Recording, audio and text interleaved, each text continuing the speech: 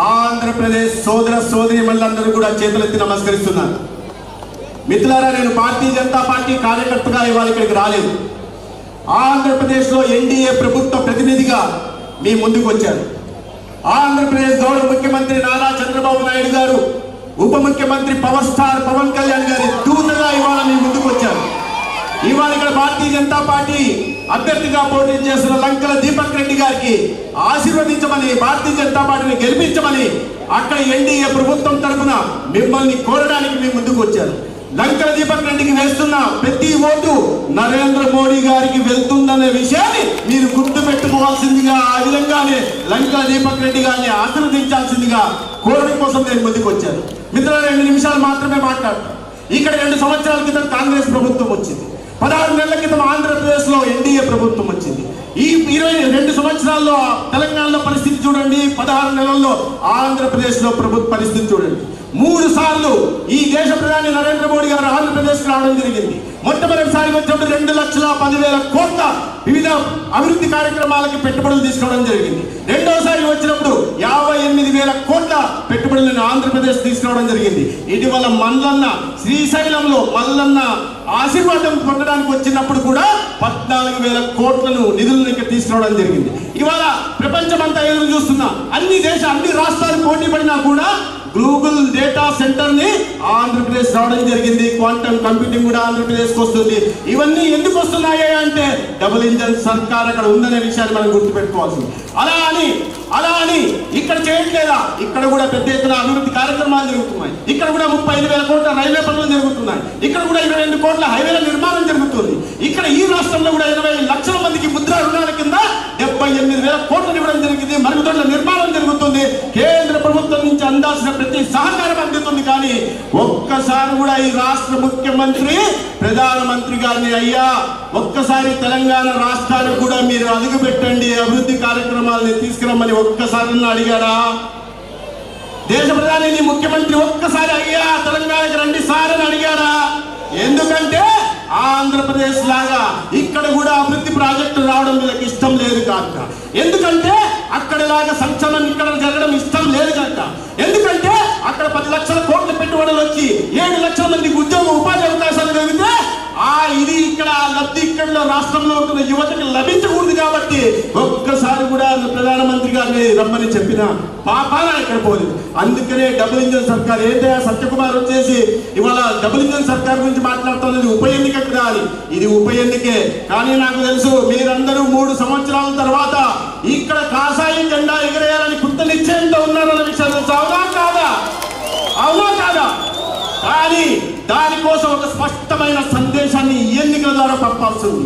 ఇన్నాళ్ళు 10 సంవత్సరాల పాటు ఈ రాష్ట్రాన్ని దోచుకున్న టీఆర్ఎస్ పార్టీకి కానీ, కొన్ని దశాబ్దాల పాటు తెలంగాణను దోచుకున్న కాంగ్రెస్ పార్టీకి కానీ, మళ్ళా 2 సంవత్సరాలుగా దోచుకుంటున్న రేవంత్ రెడ్డికి కానీ స్పష్టమైన సందేశం జూబ్లీహిల్స్ నుంచే పంపాల్సింది. 3 సంవత్సరాల తర్వాత తెలంగాణ రాష్ట్రంలో ఏ పార్టీకి ఓటేస్తామో ఖచ్చితంగా చెప్పాల్సి ఉంది. ఈ దేశం ప్రజలకు కూడా తెలంగాణ పైన రాబోయే రోజుల్లో కాషాయ జెండా ఎగురుతుందని తెలియజెప్పాల్సింది. దానికోసం ఇవాళ పునాది ఎక్కడ వేయాలి? జూబ్లీహిల్స్ లో పునాది వేయాల్సిన అవసరం ఉంది. మిత్రులారా, ఇవాళ ఇక్కడ పెద్ద ఎత్తున ఆంధ్రప్రదేశ్ అభివృద్ధి జరుగుతుంటే ఇక్కడ మాత్రం పట్టించుకుంటున్న పాపాలు పోవట్ల. ఇప్పుడు నేను చూస్తున్నా పెన్షన్ల గురించి హామీ ఇచ్చారు. 4,000 రూపాయలు వృద్ధాప్య పింఛన్లు ఇస్తున్నాం. 6,000 రూపాయలు దివ్యాంగ పింఛన్లని ఆంధ్రప్రదేశ్ ఇస్తున్నాం. మంచానికి పరిమిత వాళ్ళని 15,000 పింఛన్లు ఇస్తున్నాం. ఏటా 33,000 కోట్లతో 65 లక్షల మందికి సామాజిక పెన్షన్లు ఆంధ్రప్రదేశ్ ఇస్తుంటే ఇక్కడ ఇచ్చిన హామీ ప్రకాశం పెన్షన్లు ఇస్తున్నారా? దివ్యాంగ పెన్షన్లు పెంచారా?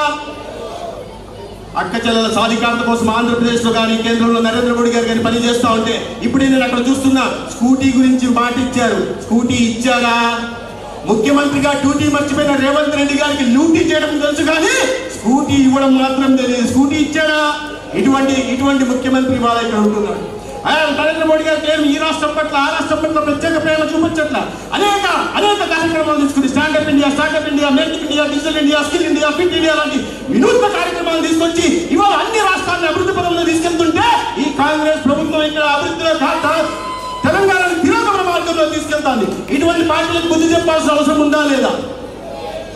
మిత్రులారా, ఇంకా నేను మిగతా విషయాల గురించి పెద్దగా మాట్లాడదలుచుకోలేదు. నేను ఇటీవల ఒక ఫ్రెండ్ని అడిగా, ఏదయ్యా ప్రభుత్వం వచ్చింది ఎలా ఉందని. అయ్యా పెనంలోంచి పొయ్యిలో పడ్డట్టుంది అని. దేనికన్నా? గతంలో మేము KFT కట్టాల్సి ఉండేది అంతే అన్నాం. ఏంటి అన్న KFT? కల్వకుంట్ల ఫ్యామిలీ ట్యాక్స్ కట్టాల్సి ఉండేది. మరి ఇప్పుడేమైంది అన్న? RFT కట్టాలా అన్నారు. RFT అంటే రేవంత్ ఫ్యామిలీ ట్యాక్స్ కట్టాలంట. ఇంకోటి PFT కట్టాలా అన్నారు. అదేంటయ్యా అన్నారు. పొంగులేటి ఫ్యామిలీ ట్యాక్స్ అట. ఇంకోటి UFT కట్టాలా, అదేంటి అంటే అది ఉత్తమ ఫ్యామిలీ ట్యాక్స్. ఇవన్నీ కాకుండా హైదరాబాద్ పట్టణంలో కొత్తగా OFT కట్టాల్సి వచ్చింది అన్నారు. OFT అంటే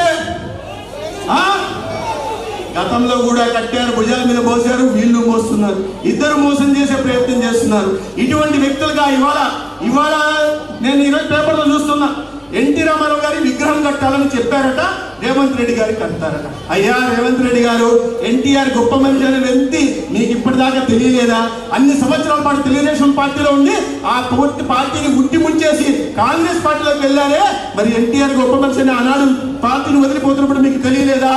ఏ అవినీతి పునాదుల మీద ఈ పార్టీకి ఇవాళ కాంగ్రెస్ వ్యతిరేకంగా ఎన్టీ రామారావు గారు పార్టీ పెట్టారో ఆ కాంగ్రెస్ పార్టీలోకి వెళ్ళి ఇవాళ ఎన్టీఆర్ గురించి, ఎందుకంటే ఓట్లు వచ్చాయి కదా, అవసరం ఆంధ్రప్రదేశ్ వాళ్ళ ఓట్లు అవసరం కాబట్టి ఎన్టీఆర్ చాలా గొప్ప వ్యక్తిగా ఇవాళ చెప్తున్నారు.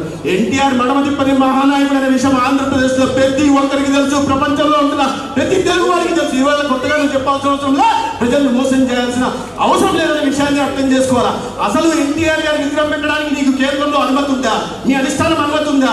అన్యాయంగా గుండె ఆపరేషన్ చేసుకుని ఆనాడు ఎన్టీ రామారావు గారు అమెరికాలో ఉంటే రాత్రి ఆ ప్రభుత్వాన్ని కూల్చేసిన కాంగ్రెస్ పార్టీ, ఆ పార్టీకి సంబంధించిన నాయకుడు రాహుల్ గాంధీ ముందు ఆనాడు మా నానమ్మ చేసింది తప్పని ముక్కు నేల రాసి క్షమాపణ చెప్పమనండి, తర్వాత మీరు ఎన్టీఆర్ విగ్రహాన్ని నిర్మించడానికి ముందుకు రండి.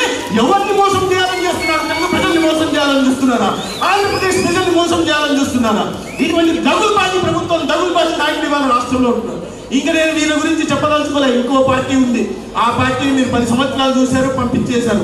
మళ్ళీ పొరపాటు వాళ్ళని తీసుకొచ్చారంటే మళ్ళా కొడుకు వస్తాడు, మళ్ళా కూతురు వస్తుంది, మళ్ళా అల్లుడు వస్తాడు, మళ్ళా లేడు పిలిచిన మేనమా తమ్ముడు వస్తాడు, ఇంకా ఎక్కువ మాట్లాడితే మనవడు కూడా వస్తాడు.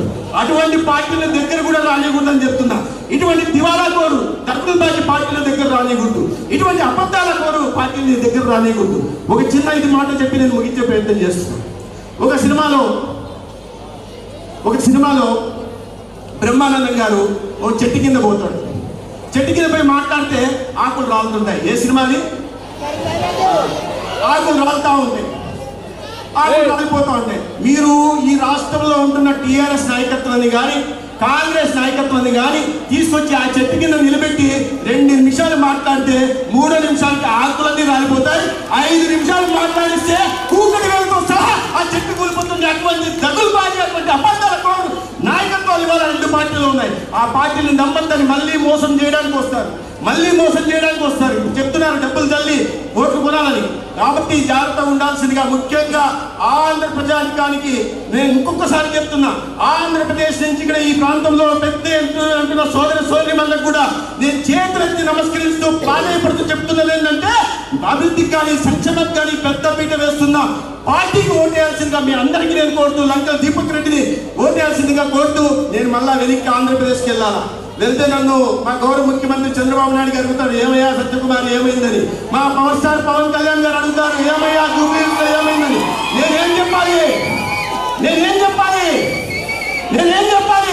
కమలమూడుకు గెలిపిస్తామని చెప్పాలా? లంకా దీపక్ రెడ్డిని గెలిపిస్తామన్నా చెప్పాలా? నరేంద్ర మోడీ గారిని ఆస్వాదిస్తారని చెప్పాలా? రాబోయే రోజుల్లో 3 సంవత్సరాల తర్వాత బీజేపీని పట్టం కడతారని చెప్పాలా? అయితే ధన్యవాదాలు.